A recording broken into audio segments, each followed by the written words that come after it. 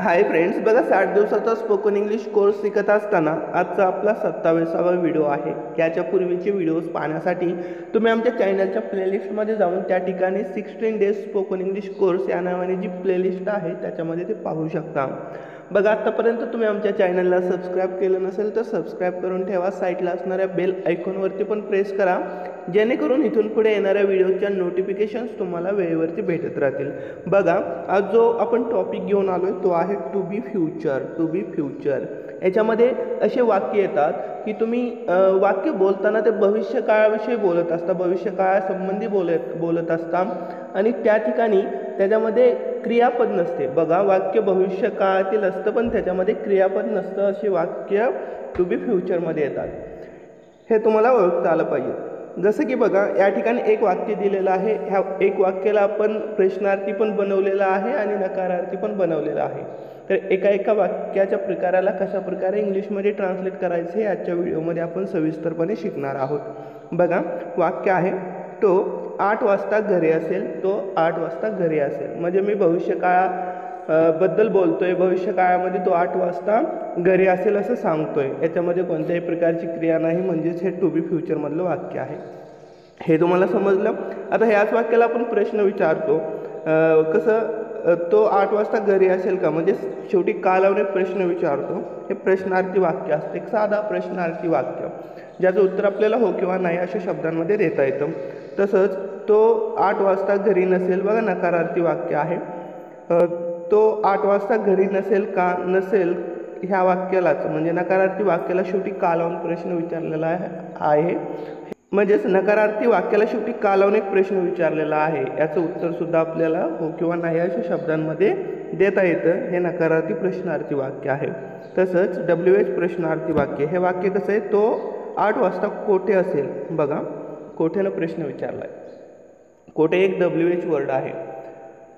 WH नकारार्थी प्रश्नार्थी वाक्य. तो 8 वाजता घरी नसेल का. बघा, वाक्यामध्ये WHनं प्रश्न विचारला आहे. का म्हणजे काय, वाय, आणि वाक्यामध्ये नकार पण आहे, म्हणजे हे WH नकारार्थी प्रश्नार्थी वाक्य आहे. तर हे तुम्हाला समजलं असेल की होकारार्थी वाक्याचा प्रश्न कसा बनवायचा आणि त्याला नकारार्थी कसं बनवायचं.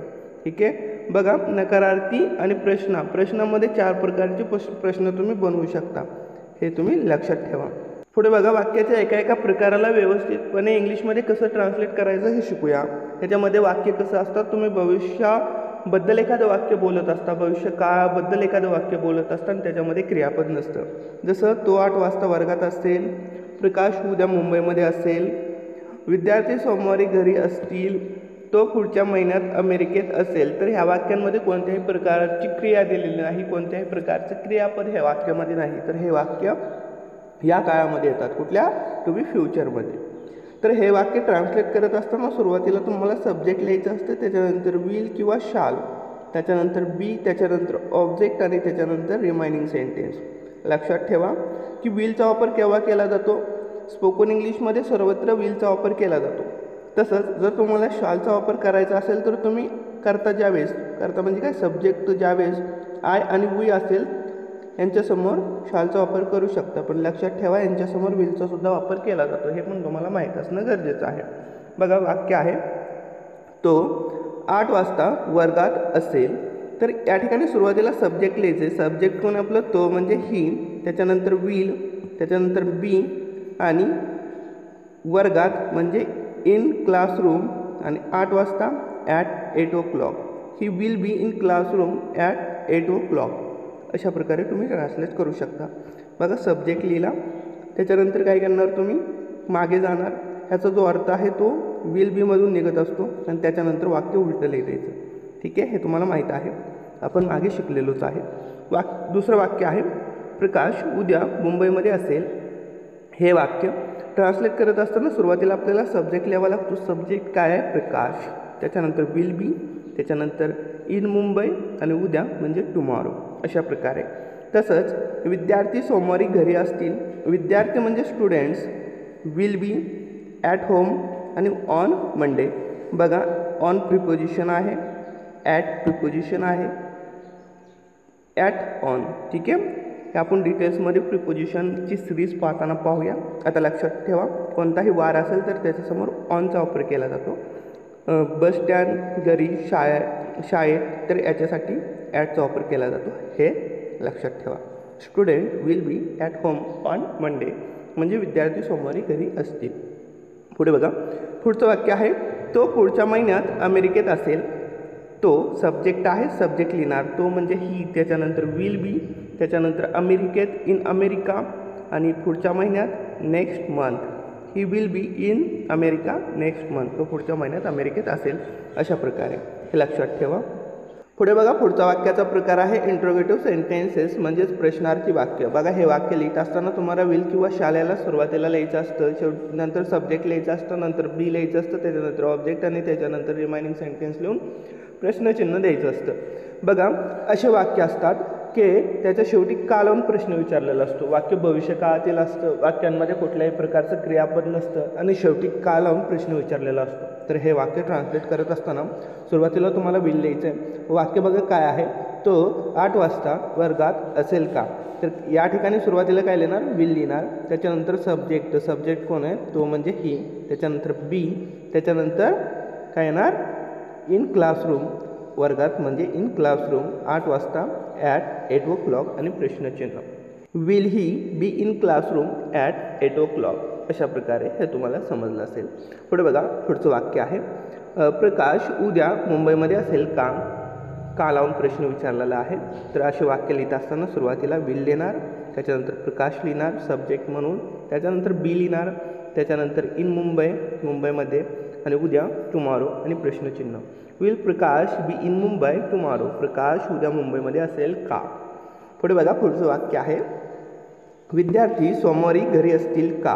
ठीक आहे, कान प्रश्न विचारला आहे, सुरुवातीला विल लिहिणार, त्याच्यानंतर विद्यार्थी म्हणजे स्टुडंट्स, त्याच्यानंतर be at home on Monday, आणि प्रश्नचिन्ह.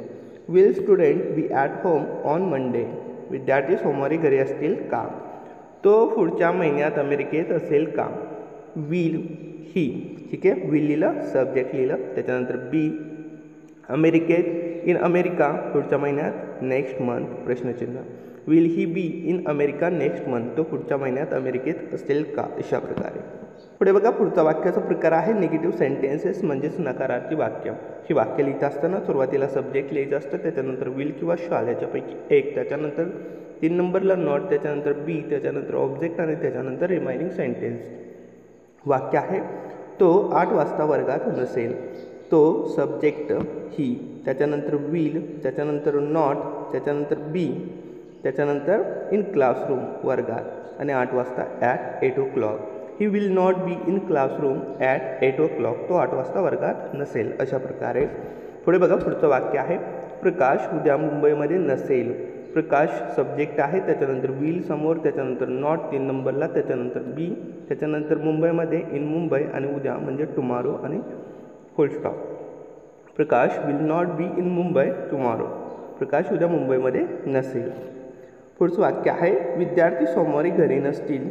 विद्यार्थी सब्जेक्ट स्टुडंट्स, त्याच्यानंतर विल, त्याच्यानंतर नॉट, त्याच्यानंतर बी, घरी ॲट होम, आणि सोमवारी on Monday. Students will not B at home on Monday, विद्यार्थी सोमवारी घरी नसतील.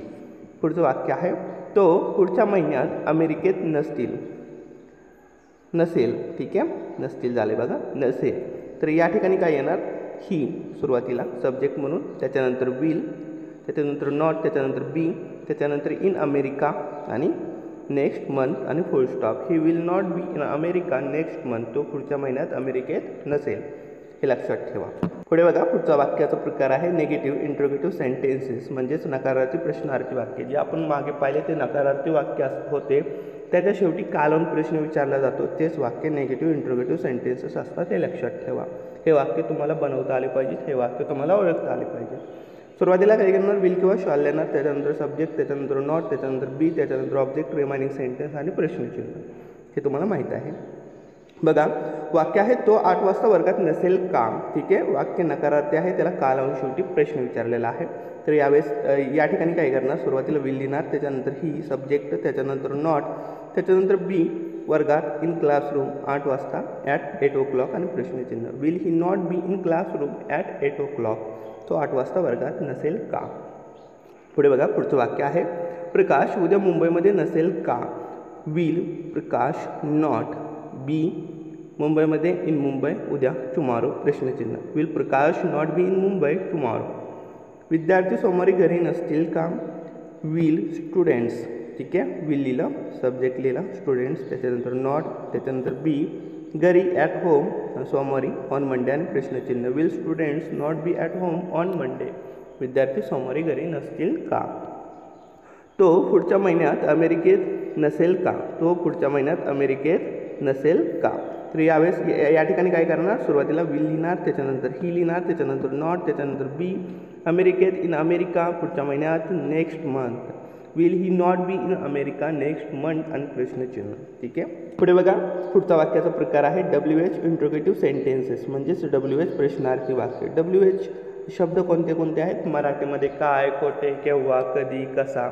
तर ह्या प्रकारचे शब्द आहेत, हे तुम्हाला माहीत आहे. बघा, WH वर्ड सुरुवातीला लिहायचं, त्याच्यानंतर विल किंवा शॉल, त्याच्यानंतर सब्जेक्ट, त्याच्यानंतर बी, त्याच्यानंतर ऑब्जेक्ट, त्याच्यानंतर रिमाइनिंग सेंटेन्स आणि प्रश्नचिन्ह.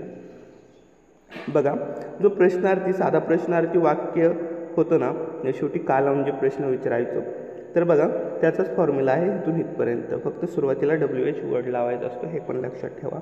वाक्य बघा, तो 8 वाजता कोठे असेल. तो 8 वाजता कोठे असेल. तर या ठिकाणी सुरुवातीला वेअर येणार, कोठे म्हणजे वेअर, त्याच्यानंतर विल, त्याच्यानंतर ही सब्जेक्ट, त्याच्यानंतर बी आणि 8 वाजता ॲट 8 o'clock आणि प्रश्नचिन्ह. Where will he be at 8 o'clock. पुढे बघा, पुढचा प्रश्न आहे प्रकाश उद्या कोठे असेल. प्रकाश उद्या कोठे असेल, कोठेने प्रश्न विचारला आहे. कोठे म्हणजेच फेअर, त्याच्यानंतर विल, त्याच्यानंतर प्रकाश, त्याच्यानंतर बी आणि त्याच्यानंतर टुमॉरो प्रश्नचिन्ह. Where will Prakash be tomorrow. Prakash उद्या कोठे असेल. बघा पुढे, विद्यार्थी सोमवारी घरी का असतील. का न प्रश्न विचारला आहे. का म्हणजेच व्हाय, त्याच्यानंतर विल, त्याच्यानंतर सब्जेक्ट स्टुडंट्स, त्याच्यानंतर बी घरी ॲट होम आणि सोमवारी ऑन मंडे प्रश्नचिन्ह. Why will students be at home on Monday. विद्यार्थी सोमवारी घरी का असतील. पुढे बघा, पुढचं वाक्य आहे तो केव्हा अमेरिकेत असेल. तो केव्हा अमेरिकेत असेल प्रश्नार्थी वाक्य आहे, प्रश्नचिन्ह आहे शेवटी. केव्हानं प्रश्न विचारला आहे. केव्हा म्हणजेच फेन, त्याच्यानंतर विल, त्याच्यानंतर सब्जेक्ट तो म्हणजे ही, त्याच्यानंतर बी आणि इन अमेरिका अमेरिकेत प्रश्नचिन्ह. When will he be in America. तो अमेरिकेत केव्हा असेल. अशा प्रकारे हे तुम्हाला समजलं असेल. पुढे बघा, पुढचा वाक्याचा प्रकार आहे WH नेगेटिव्ह इंट्रोगेटिव्ह सेंटेन्सेस म्हणजेच WH नकारार्थी प्रश्नार्थी वाक्य. WH वर्ड लिहायचं, त्याच्यानंतर विल किंवा शॉल, त्याच्यानंतर सब्जेक्ट, त्याच्यानंतर नॉट, त्याच्यानंतर बी, त्याच्यानंतर ऑब्जेक्ट, त्याच्यानंतर रिमाइनिंग सेंटेन्स आणि प्रश्नचिन्ह. बघा, इथून जर इथपर्यंत तुम्ही पाहिलं तर जे नकारार्थी वाक्याच्या शेवटी का लावून प्रश्न विचारला जातो त्यावेळेस जो फॉर्म्युला होतो ना, ते वाक्य ट्रान्सलेट करण्यासाठी जो फॉर्म्युला होता ना, तोच फॉर्म्युला आहे. फक्त या ठिकाणी WH वर्ड आपल्याला सुरुवातीला लिहायचं असतं. वाक्य काय आहे, तो 8 वाजता कोठे नसेल. कोठेनं प्रश्न विचारला आहे. कोठे एक WH वर्ड आहे आणि याच्यामध्ये नकारार्थी उच्चार आलेला आहे, नकारार्थी सेन्स आहे, म्हणजेच हे WH नेगेटिव्ह इंट्रोगेटिव्ह प्रकारचं सेंटेन्स आहे. हे तुम्हाला ओळखता येईल. बघा, तर सुरुवातीला WH वर्ड कोठे म्हणजेच वेअर, त्याच्यानंतर विल, त्याच्यानंतर ही, त्याच्यानंतर नॉट, त्याच्यानंतर बी आणि 8 वाजता म्हणजे at 8 o'clock. Fair will he not be at 8 o'clock. तो 8 वाजता कोठे नसेल. पुढचा प्रश्न आहे तो उद्या तेथे का नसेल. तर बघा, या ठिकाणी सुरुवातीला WH वर्ड, का म्हणजे वाय. बघा, फेअर झाले, या ठिकाणी काय येणार वाय. वाय लक्षात ठेवा, WH वाय. त्याच्यानंतर विल, त्याच्यानंतर प्रकाश, त्याच्यानंतर नॉट, त्याच्यानंतर बी, त्याच्यानंतर तेथे म्हणजे देअर आणि tomorrow. Why will Prakash not be there tomorrow. Prakash उद्या तेथे का नसेल, हे लक्षात ठेवा. बघा, दुरुस्ती करा, फेअर नाही, वाय आहे. विद्यार्थी सोमवारी घरी का नसतील. का न प्रश्न विचारला आहे. का एक WH वर्ड आहे, का म्हणजेच वाय. त्याच्यानंतर विल, त्याच्यानंतर स्टुडंट्स, वाय लिहिलं, विल लिहिलं, स्टुडंट्स सब्जेक्ट लिहिलं, त्याच्यानंतर नॉट, त्याच्यानंतर बी, त्याच्यानंतर घरी ॲट होम आणि ऑन मंडे सोमवारी म्हणजे. Y will students not be at home on Monday. विद्यार्थी सोमवारी घरी का नसतील. पुढे बघा, पुढचं वाक्य आहे तो केव्हा अमेरिकेत नसेल. केव्हानं प्रश्न विचारला. केव्हा म्हणजे फेन, त्याच्यानंतर विल, फेन लिहिलं, त्याच्यानंतर विल, त्याच्यानंतर सब्जेक्ट ही, त्याच्यानंतर नॉट, त्याच्यानंतर बी आणि अमेरिकेत म्हणजे इन अमेरिका.